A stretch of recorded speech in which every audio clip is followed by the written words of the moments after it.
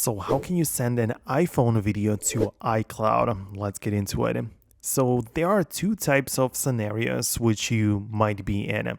So the first one is that you have the iCloud synchronization enabled for every photo and video.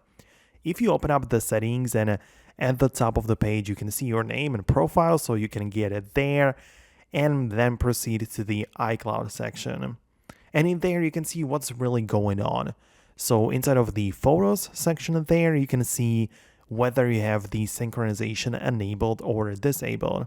So if you have it turned on, then all of your photos and videos captured on the phone and part of the gallery will automatically be uploaded and sent to the iCloud.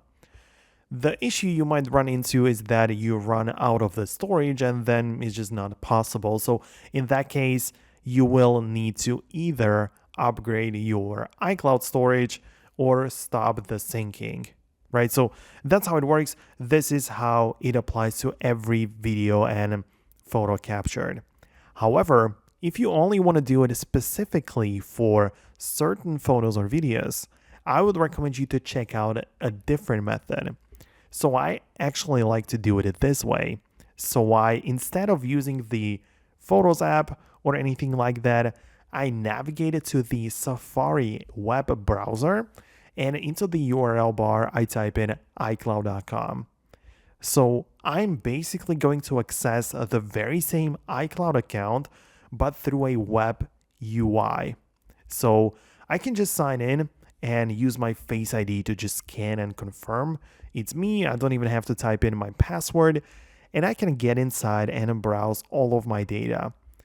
This includes the photos as well, and I can see which photos are specifically on iCloud only. And then at the top of the page, I have this little upload button, which allows me to use my locally stored photos and upload only selected few to my iCloud storage. This is different from the blanket method where every single video and photo gets synced, so I can only pick and choose which one I want to. So I hope that it was helpful. I actually didn't know this at first when I started to use my iPhone, and I find it to be very useful, even though I would like it to be more like implemented into the phone itself, but it is what it is. So that's how it kind of works.